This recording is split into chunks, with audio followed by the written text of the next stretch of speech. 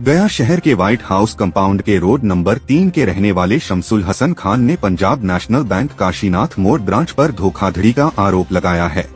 एक press conference आयोजित कर उन्होंने कहा कि उनके भाई मंसूरुल हसन खान ने 2016 में पंजाब नेशनल बैंक काशीनाथ मोड़ गया ब्रांच से अपने हिस्से की जमीन बैंक को गिरवी रखकर 40 लाख रुपए का लोन लिया था। लोन नहीं चुकाने पर बैंक ने मंसूरुल हसन खान के हिस्से की जमीन के साथ साथ उनकी जमीन को भी मोर्गेज कर नीलाम कर दिया। जावेद खान ने बताया कि अखबार के माध्यम से नीलामी की जानकारी मिलने पर उन्होंने बैंक को लीगल नोटिस भेजा, जिसमें ये सवाल उठाया गया कि बिना लोन लिए बैंक ने उनकी जमीन को मोर्गेज कर नीलाम कैसे कर दिया। उन्होंने बताया कि इस नोटिस के जवाब में बैंक ने अपनी गलती स्वीकार करते हुए उनके हिस्से की जमीन नीलामी से मुक्त करने का भरोसा दिलाया, लेकिन अभी तक ऐसा नहीं हुआ।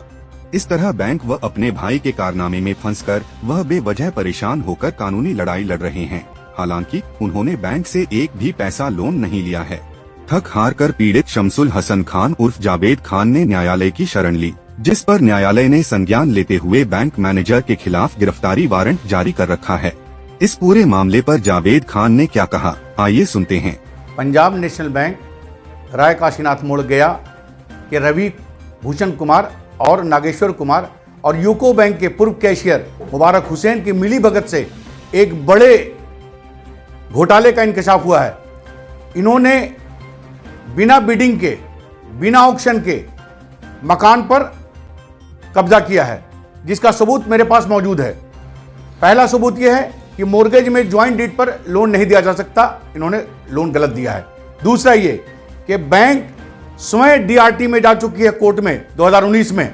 जब 2019 में वो कोर्ट में जा चुकी और कोर्ट में वो तमाम डॉक्यूमेंट्स मौजूद हैं जो मेरे हैं, वहां पर जमा है कोर्ट के अंदर, तो इन्होंने हाई कोर्ट में कैसे कह दिया कि हमने कम कर दिया। अभी ऑर्डर आया है, उसमें मेरा डॉक्यूमेंट्स मौजूद है। दूसरा ये 4 तारीख को बिडिंग अमाउंट इन्होंने कहा कि हमने ई पोर्टल ऑनलाइन पे जमा किया है। बैंक से आरटीआई पूछने पर इन्होंने मुझे जवाब दिया कि ई विक्रय पोर्टल पे जमा किया गया है, और जो रसीद जमा किया इन लोगों ने, ये एक मैनुअल रसीद है, जिससे साफ जाहिर है कि इन लोगों ने एक बड़े घोटाला किया है। ये आप देख सकते हैं कि रसीद जो है मैनुअल है, मैनुअल रसीद है जो एमएसटी के नाम से, एमएसटी की सिटी के नाम से चल रहा है। वो एक स्क्रैप कंपनी है। एक चीज, मैनुअल रसीद क्यों जमा होगी? जब ऑनलाइन आपने किया है तो कंप्यूटराइज स्लिप आएगी। दूसरा ये कि जो अकाउंट में पैसा जमा करने के लिए 8 तारीख को बैंक ने 8 तारीख को दिया है, 7 तारीख को ऑक्शन खत्म हो चुका है, और 8 तारीख को ये दे रहे हैं कि आप जो है पैसा जमा कीजिए इस अकाउंट में। 2 अकाउंट है, उसमें 1 रुपया भी जमा नहीं हुआ है उस दोनों अकाउंट में। ये दूसरी चीज।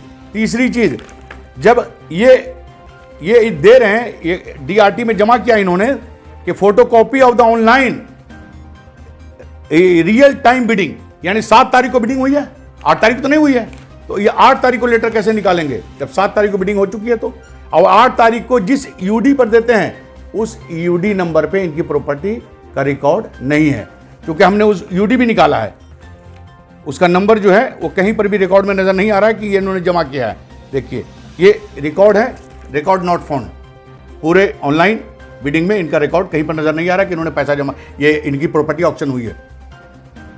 ये क्लियर कट है कि इन्होंने डायरेक्ट पैसा दे करके डायरेक्ट सेटिंग किया है, और इसमें हाई कोर्ट को भी चीट कर दिया। हाई कोर्ट को नहीं बताया कि हम केस किए हुए डीआरटी में, डिस्ट्रिक्ट मजिस्ट्रेट को नहीं बताया कि हाई कोर्ट में हम कह चुके हैं कि 27/10 को पेशन दे चुके हैं, और हाई कोर्ट जो जीपी साहब हैं, जीपी साहब के घर पे जा करके एक पुलिस वाले और शाहबाज हुसैन दोनों मिलकर के इनायत कोहली में शकील के यहां डील हुआ, और वहीं से वो जीपी साहब ने वो ऑर्डर निकाला, जो कि वो लिख रहे हैं कि हाई कोर्ट कह रहा है कि no interfere wanted by this court, then how district magistrate entered in this matter.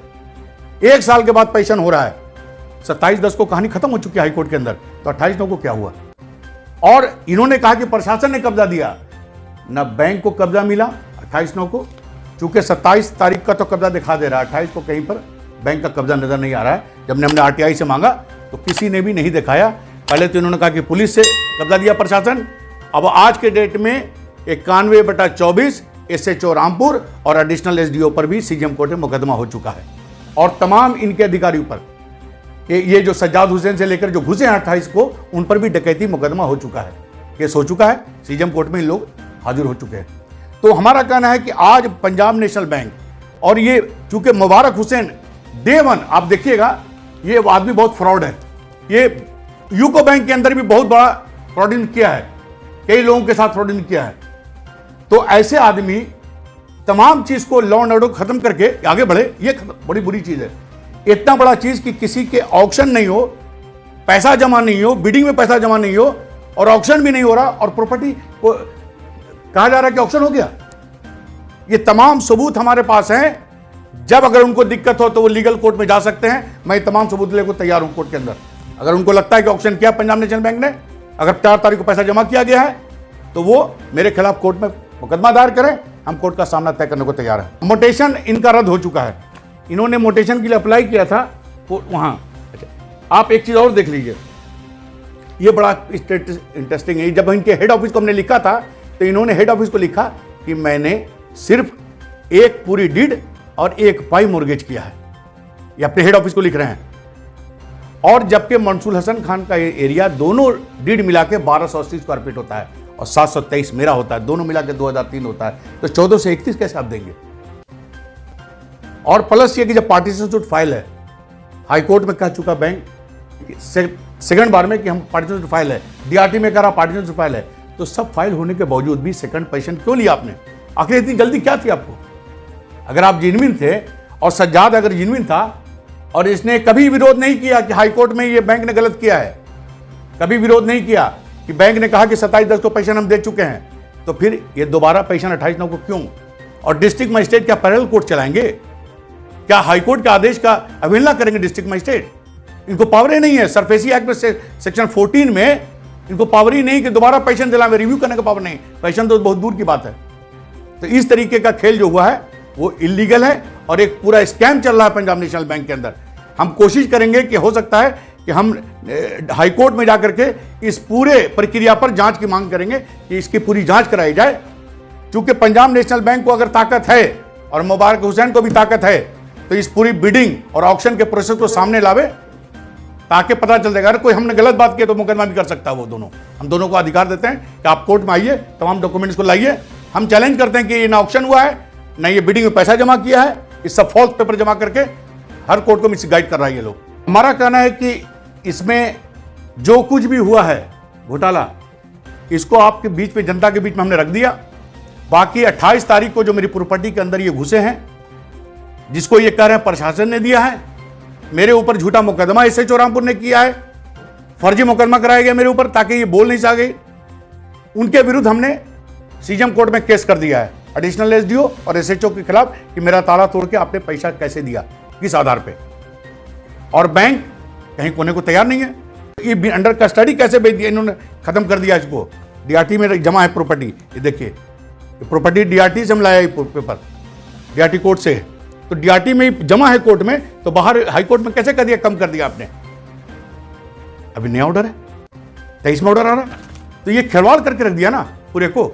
ये तो बैंक एकदम बिल्कुल एक मतलब समझिए कि माफिया बनी हुई, लैंड माफिया, कि जिसकी चाहो जमीन रख लो, जिसकी चाहो रख लो। तो ये सिचुएशन अभी बना हुआ शहर के अंदर कि पीएनबी एक बड़े माफिया की शक्ल में आ रही है। आप समझ सकते हैं क्या हालत है अभी। अगर इनको जमा किया पैसा तो दिखा दें लोग, क्या दिक्कत है? हम तो चैलेंज कर रहे हैं, ऑक्शन को दिखा दें और जो पैसा जमा किया वो दिखा दें। एमएसटीसी में क्यों जमा करेंगे? ये दे रहा 20 लाख 25 हज़ार और 60 लाख 75 हज़ार, तो वो पैसा जमा नहीं है क्यों? एक 12 लाख 15 मंसूर हसन खान के अकाउंट में जमा है, 60 लाख 25 हज़ार दूसरे अकाउंट में जमा किया आपने। तो आखिर जिस अकाउंट को दिया उसमें क्यों जमा नहीं किया? अपने आप में शक किया आ जाता है। के सामने जो बैंक ने अकाउंट दिया है उसमें 1 रुपया जमा नहीं किया इन्होंने। देखिए ना, ये 60, ये दोनों नंबर है, देख लीजिए ये दोनों नंबर है, इसमें 1 रुपया जमा नहीं है। नीचे दोनों अकाउंट दिया गया, 1 रुपया इसमें जमा नहीं है। हर ब्रांड का फुटवेयर आपके पॉकेट बजट में और साथ में एक धमाकेदार ऑफर। एक शू मात्र 650 रुपए में और साथ में एक शू फ्री, एक एक्वालाइट हवाई मात्र 200 रुपए में और साथ में एक एक्वालाइट हवाई फ्री। हिंद फुटवेयर, सबसे बड़ा रिटेलर आपके शहर में।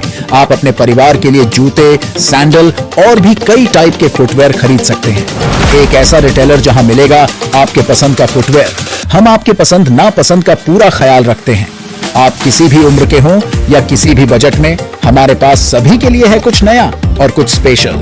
जेंट्स, लेडीज या किड्स, सभी के लिए फुटवेयर अवेलेबल है। अपने पुराने फुटवेयर को करें बाय बाय एक नया फुटवेयर नए कॉन्फिडेंस के साथ। आपको ये जान के खुशी होगी कि गया शहर में ऐसा पहला शोरूम है जिसके पास अनेकों कंपनियों की एजेंसी है, जैसे Bata, Liberty, Aqualite, VKC, TRV, Welcome, Lakhani, Action. अधिक जानकारी के लिए नीचे दिए गए नंबर पर कॉल करें।